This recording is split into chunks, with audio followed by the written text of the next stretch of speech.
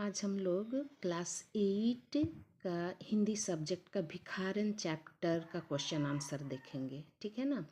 लेकिन चैप्टर का question answer देखने के पहले हम इस भिखारन चैप्टर के बारे थोड़ा जानकारी ले लेते हैं। इसमें एक भिखारिन है जो रोज़ दिन अपना पेट पालने के लिए लोगों के घरों के सामने, दुकानों के सामने जा जा करके भीख मांग करके अपना जीविका यापन करती थी। और यहाँ पर ये बताया गया है कि भिखारन को कहीं मेले में कोई एक 7 साल का बच्चा मिला था, ठीक है ना। 10 साल का बच्चा 7 साल पहले उसको मिला था, ठीक है ना।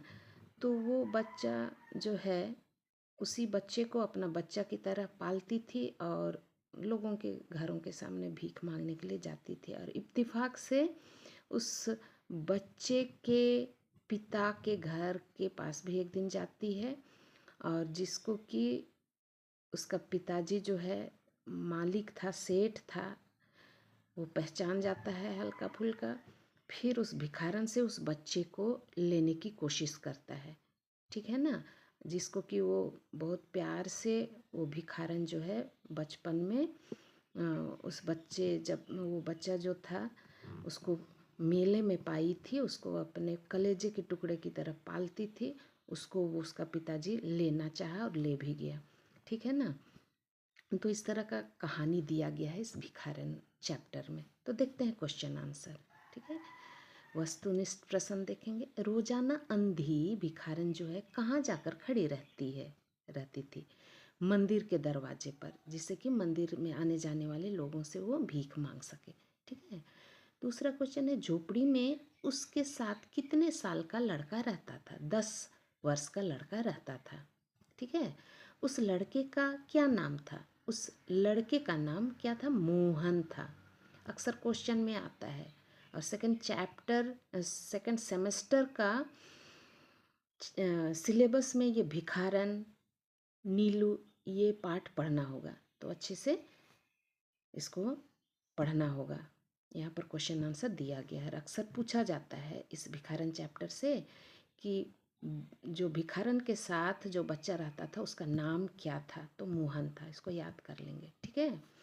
अगला क्वेश्चन है, सेठ के पास जमा नगदी को कितने वर्ष बाद वह मांगने गई। पैसा जमा करती थी वो भिखारन और सेठ के पास जमा देती थी, है ना। तो कितने वर्ष बाद मांगने गई, तो 2 वर्ष बाद मांगने गई थी, ठीक है। अगला क्वेश्चन है, नहीं तो इस नाम पर 1 पाई भी जमा नहीं है। ये सेंटेंस, ये वाक्य कौन कहता है। तो ये वाक्य जो है सेठ के पास जो रहता था हिसाब किताब करने वाला व्यक्ति, मुनीम कहता है, ठीक है। अगला क्वेश्चन है लघु उत्तरीय प्रश्न। थोड़ा सा ये 2-3 वाक्य में आंसर देना होगा। प्रतिदिन मंदिर के दरवाजे पर कौन खड़ा होता था। प्रतिदिन मंदिर के दरवाजे पर एक अंधी भिखारिन खड़ी होती थी, ठीक है। अगला क्वेश्चन है, मंदिर में आने वाले कैसे लोग होते थे। मंदिर में आने वाले लोग सहृदय और दयालु होते थे। अगला क्वेश्चन है, अंधी ने अपने झोपड़ी में क्या गाड़ रखा था। अंधी ने अपनी झोपड़ी में एक हंडी गाड़ रखी थी जो रोज़ दिन भीख मांग मांग करके वो लाती थी और हंडी में वो पैसा जमा करती थी और ज़मीन के अंदर गाड़ के रखी थी, ठीक है। अगला क्वेश्चन है, सेठ ने मुनीम से पैसे कहाँ जमा करवाया। सेठ ने मुनीम से बही में जमा करवाया। आजकल की तरह बैंक नहीं होता था, हिसाब किताब कोई एक बही खाता में किया जाता था। जो रखते थे उनका नाम, डिटेल्स रहता था, ठीक है ना। अंधी भिखारन को बच्चा कितने वर्ष पहले कहाँ मिला था।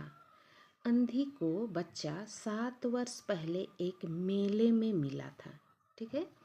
अंधी माँ से मिलने पर वह बच्चा कितने दिन में ठीक हुआ। तो कहा जाता है इस पाठ में कि अंधी भिखारिन को जो मेला में बच्चा मिला था, भीख मांगते दौरान जो है उस बच्चे का पिता उसको ले गया था, लेकिन बहुत बुखार था, ठीक है ना। सेठ था, ट्रीटमेंट कर रहा था, दवाई दिलवा रहा था, लेकिन बच्चा जो है भिखारन से अलग रहने की वजह से उसको बुखार ही नहीं जा रहा था। लेकिन जैसे ही वो भिखारन आती है उस बच्चे को देखने, तो बच्चे जो है वो अंधी भिखारन से मिलने पर जो है मात्र 10-15 दिन में क्या हो गया, ठीक हो गया था। ठीक है। अगला क्वेश्चन है, अंधी को किस शब्द से बेचैन किया? अंधी को ममता शब्द ने बेचैन किया, क्योंकि वो ममता जग गया था। जब छोटा बच्चा मेला में मिला, अपना नहीं था लेकिन वो बहुत प्यार करती थी, बहुत ममता देती थी। तो जब सेठ जो है उस बच्चे को ले लेता है तो अंधी को जो है इस तरह का ममत्व जग गया था, ममता। तो वही ममता शब्द ने बेचैन करके रखा था। ठीक है। अगला क्वेश्चन है, पैसे मांगने पर सेठ ने अंधी को गुस्से में क्या कहा? तो पैसा जमा करती थी अंधी, है ना, तो ज़रूरत पड़ा उस बच्चे का ट्रीटमेंट के लिए या समथिंग के लिए, तो वो सेठ जो है अंधी को गुस्सा करता है और जवाब देता है। पैसे मांगने पर सेठ ने अंधी को भला बुरा कहते हुए, डांटते हुए पैसा नहीं जमा होने की बात कहा। वो पैसा देती थी, जमा करती थी बही में, उसका रिकॉर्ड रखता था मुनि। लेकिन यहाँ पर जब पैसा मांगने गई अंधी, तो सेठ जो है उल्टा सीधा डांटते हुए कहता है कि तुम कभी पैसा ही नहीं जमा किया है, इस तरह करके उल्टा सीधा बात कहता है। ठीक है। अगला क्वेश्चन है, अंधी को सेठ जी से घृणा क्यों हो गई थी? अंधी के जमा किए हुए पैसे को सेठ जी ने लौटाने से इनकार कर दिया, अंधी को देने से ही इनकार कर दिया, तो इसीलिए अंधी को सेठ जी से क्या हो गई, घृणा हो गई। ठीक है ना। अगला क्वेश्चन है, अंधी ने सेठ जी से थैली क्यों नहीं ली?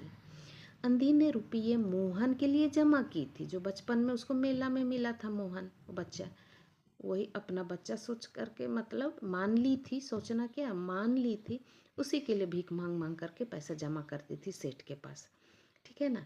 तो जब जो है सेठ जो है पैसा दे रहा था अंधी को, तो वो क्या करती है, अंधी ने रुपये मोहन के लिए जमा की थी। जब मोहन ही उसके पास नहीं रह गया, क्योंकि सेठ उस बच्चा को ले गया था मोहन को, तो पैसे लेकर अंधी क्या करती, इसलिए उसने सेठ जी से पैसे नहीं लिए। अगला क्वेश्चन देखेंगे, कौन किससे कहा? यहाँ कुछ सेंटेंस दिया गया है भिखारन चैप्टर से ही, तो कौन किससे कहा, इस तरह का क्वेश्चन पूछा जाता है, तो ध्यान देंगे। ठीक है ना। कैसी जमा पूंजी, कैसे रुपये? जब अंधी जो है सेठ से जमा करती थी सेठ के पास, उसी को ज़रूरत पड़ने पर वो मांगने गई, तब सेठ जो है कहा था कैसी जमा पूंजी, कैसे रुपये। तो कौन किससे कहा ये वाक्य को? हाँ, तो सेठ जी ने अंधी भिखारन से कहा, इस तरह से जवाब लिखना पड़ेगा। ठीक है। अगला वाक्य है, अच्छा भगवान तुम्हें बहुत दे, ये किसने कहा, किससे कहा? तो भिखारन अंधी ने सेठ जी से कहा, क्योंकि अब बच्चा सेठ के पास है, उसके पिता के पास, तो उसको और पैसा कौड़ी का कोई ज़रूरत नहीं था, इसीलिए वो आदर्श बदला लेती है और कहती है कि अच्छा भगवान तुम्हें ही बहुत ज़्यादा दे, जिससे मोहन पले बढ़े, तुम्हारे पास सही ढंग से रहे करके। ठीक है। अगला क्वेश्चन है, इसमें तुम्हारी धरोहर है, तुम्हारे रुपये, मेरा वह अपराध। तो ये सेंटेंस किसने कहा? सेठ जी ने अंधी भिखारन से कहा। ठीक है। अगला क्वेश्चन देखेंगे इसी चैप्टर का, प्रकृति प्रत्यय अलग कीजिए। यहाँ पर कुछ शब्द दिए गए हैं, तो उसको प्रत्यय अलग करना है, मूल शब्द से प्रत्यय को अलग करना है। प्रत्यय के बारे में बता देना चाहती हूँ, हिंदी ग्रामर में प्रत्यय मीन्स शब्द के पीछे, पा से पीछे, प्रत्यय भी पा से शुरू होता है। तो याद करने के लिए मैं टेक्निक बता दे रही हूँ। प्रत्यय पीछे जुड़ता है, प्रत्यय का शुरू होता है, ये स्पेलिंग भी पा से होता है। हाँ, पा से प्रत्यय, मतलब इसको हम मूल शब्द के पीछे जोड़ते हैं, पा से पीछे भी होता है। हाँ, तो यहाँ दयालु शब्द है, ये मूल शब्द है दयालु का, दया, और दया के पीछे क्या जुड़ा हुआ है, आलू, आलू प्रत्यय है। ठीक है ना। अक्सर क्वेश्चन में आते हैं, 10th तक के क्वेश्चन में, माध्यमिक के क्वेश्चन में, अभी से याद करके रखेंगे। ठीक है ना। अगला शब्द है सहृदयता। तो इसका मूल शब्द है सहृदय, और इसका प्रत्यय पीछे क्या जुड़ा हुआ है, ता। ठीक है ना। तो ता प्रत्यय है। अगला वर्ड है, शब्द है बनावट। तो बनावट का मूल शब्द, असली शब्द है बन, और उसका पीछे जो जुड़ा हुआ है बन से आवट, बनावट, आवट। तो आवट प्रत्यय है, पीछे जुड़ा हुआ है, बन के पीछे, है ना। अकुलाइट, अकुल मूल शब्द है, आइट जो है प्रत्यय है, ठीक है। अगला है जस्ट प्रत्यय का उल्टा, उपसर्ग अलग कीजिए। उपसर्ग मीन्स होता है आगे, प्रत्यय पीछे जुड़ता है, हाँ, उपसर्ग आगे। तो प्रसिद्ध, प्रसिद्ध में उपसर्ग, उप मीन्स आगे, हाँ, क्या जुड़ा हुआ है, प्र जुड़ा हुआ है, प्र, और मूल शब्द है सिद्ध, है ना। तो प्र जो है क्या है, उपसर्ग है। प्रसिद्ध में प्र आगे तरफ जुड़ा है कि नहीं, हाँ, सिद्ध के आगे तरफ प्र जुड़ा हुआ है, तो प्र उपसर्ग होगा, हाँ। अगला शब्द है अनुमान। तो अनु जो है उपसर्ग आगे जुड़ा हुआ है, और मूल शब्द है मान, मान के आगे तरफ क्या जुड़ा है, अनु, तो अनु उपसर्ग होगा। परिचित, परि जो है उपसर्ग आगे जुड़ा हुआ है, और मूल शब्द जो है क्या है, चित, तो परि क्या हुआ, उपसर्ग है, ठीक है ना। अगला है शब्दों को जोड़कर लिखिए। तो धर्म प्लस आत्मा, तो उसको जोड़ करके लिखेंगे तो धर्मात्मा हो जाएगा। देव प्लस आत्मा, देवात्मा हो जाएगा।